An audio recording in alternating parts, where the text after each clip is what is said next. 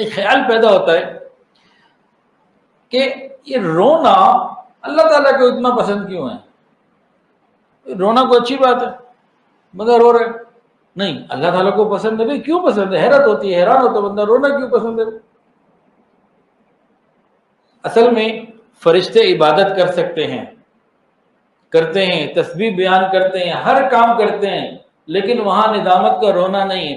آسمان اور اس کے اوپر کی دنیا میں جہاں ملائے اعلیٰ، فرشتے اور یہ سب، وہاں رونا دھونا کوئی نہیں، کیونکہ وہ جب گناہ نہیں کر سکتے تو شرمندگی اور ندامت کا احساس بھی کوئی نہیں، تو رونا بھی کوئی نہیں۔ زمین کے اوپر بندے جب روتے ہیں، اپنے گناہوں پہ نادم ہو کے، شرمندہ ہو کے، خطاؤں کے اوپر جب روتے ہیں، تو آسمان پہ تو یہ نعمت نہیں ہے، تو یہ امپورٹڈ چیز کی مانند اس کی قیمت لگتی ہے آسمانوں میں۔ دنیا میں ہم دیکھتے ہیں لوکل چیز کی قیمت عام طور سے کم ہوتی ہے، امپورٹڈ کی بہت زیادہ ہوتی ہے، بھئی امپورٹڈ ہے۔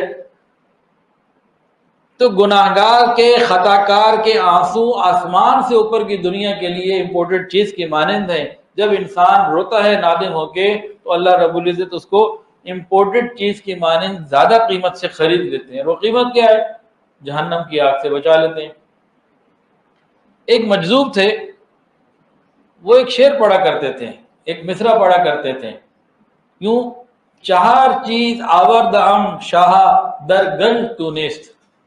اے اللہ، میرے پاس چار چیزیں ایسی ہیں جو تیرے خزانوں میں بھی نہیں۔ ایک مجذوب سے یوں شعر پڑھتے: چہار چیز آوردہم شاہ در گنج تو نیست۔ اللہ، میرے پاس چار چیزیں ایسی ہیں جو تیرے خزانوں میں بھی نہیں۔ اب کتنا بڑا دعویٰ ہے یہ! ایک صاحب تو ان کے پیچھے آ گئے، جناب کیا کہہ رہے ہیں آپ؟ یہ کیا کہہ رہے ہو؟ پتہ ہے کیا کہہ رہے ہو؟ کہ تم یہ کہہ رہے ہو کہ تمہارے پاس وہ چیزیں بھی ہیں جو اللہ کے پاس نہیں۔ کیا مطلب ہے تمہارا؟ پیچھے لگ گیا۔ پھر انہوں نے شعر پورا سنایا۔ کیسے سنایا؟ چہار چیز آوردہم شاہ در گنج تو نیست۔ اللہ، چار چیزیں میرے پاس ایسی ہیں جو آپ کے خزانوں میں بھی نہیں۔ نیستی و حاجت و عذر و گناہ آوردہم۔ اللہ، میرے پاس نیستی ہے، تیرے پاس نیستی نہیں۔ میں حاجت مند ہوں، میرے پاس حاجت ہے، آپ کے خزانوں میں حاجت نام کی کوئی چیز نہیں۔ میرے پاس گناہ ہے، وہاں گناہ کوئی نہیں۔ اللہ، یہ چار چیزیں ایسی ہیں جو تیرے خزانوں میں بھی نہیں، یہ لے کے تیرے سامنے عاجزی کے ساتھ آ کے کھڑا ہوں۔ واقعی ندامت کے آنسو ایسی چیز ہے جو اوپر نہیں ملتے۔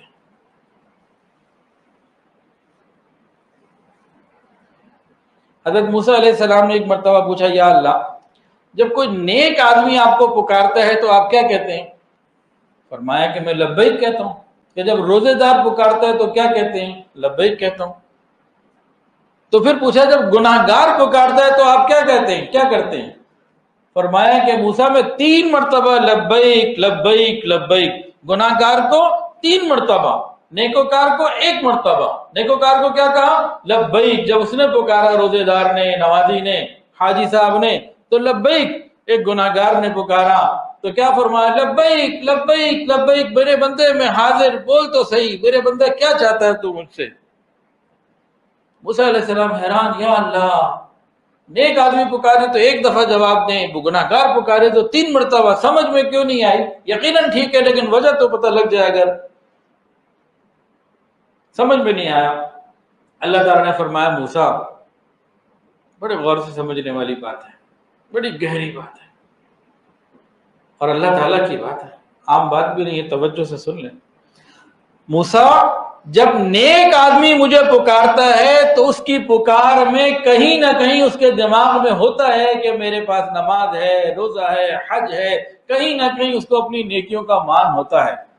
اور جب گناہ گار پکارتا ہے، اس کو سوائے میری رحمت کے کوئی مان نہیں ہوتا، اس کو فقط میری رحمت کا مان ہوتا ہے۔ تو جس کو کسی اور چیز کا مان نہ ہو، صرف میرا ہی اور میری ہی رحمت کا ہو، اس کو پھر 3 دفعہ جواب دینا چاہیے۔ اللہ تعالیٰ کو گناہ گار کا نادم ہونا، شرمندہ ہونا اور پھر رب کے سامنے رونا بڑا پسند ہے۔ اللہ یہ نعمت ہمیں عطا فرمائے۔ عین، آنکھوں کو عین کہتے ہیں، اور چشمے کو بھی عین کہتے ہیں۔ کنواں، چشمہ وغیرہ ہوتا ہے نا، جو پانی چشمے سے نکلا وہ پانی کہلایا، جو پانی چشم سے نکلا وہ آنسو کہلایا۔ جو چشمے سے نکلا اس نے جسم کی پیاس بجھائی، جو چشم سے نکلا اس نے روح کی پیاس بجھائی۔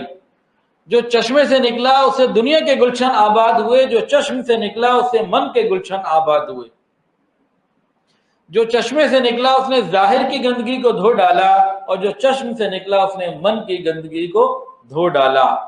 جو چشمے سے نکلا اس نے دنیا کی آگ کو بجھا ڈالا، اور جو چشم سے نکلا اس نے جہنم کی آگ کو بجھا ڈالا۔ جو چشمے سے نکلا اس نے مخلوق کو خوش کیا، جو چشم سے نکلا اس نے خالق کو خوش کیا۔ تمہاری آنکھوں سے بھی آنسو نکلے، اللہ کرے یہ نعمت ملے۔ ایک مرتبہ حضرت ابراہیم علیہ السلام کو اللہ تعالیٰ نے فرمایا ابراہیم اپنے دل کو دھو لیا کرو، اے میرے خلیل دل کو دھو لیا کرو۔ یا اللہ اسے کیسے دھوئیں گے، ادھر تو کوئی اندر پانی نہیں پہنچتا، یہ کیسے دھلے گا؟ تو اللہ پاک نے فرمایا میرے خلیل یہ دنیا کے پانی سے نہیں دھلتا، یہ ندامت کے آنسوؤں سے دھلا کرتا ہے۔ کاش ہمارا بھی کوئی ایک آنسو ایسا ہو جو اللہ کو پسند آئے۔ ادھر نکلے ادھر ان کو خبر ہو، ادھر نکلے ہمارا آنسو کوئی، ادھر نکلے ادھر ان کو خبر ہو، کوئی آنسو تو ایسا معتبر ہو، ایک دفعہ ہی نکل جائے زندگی میں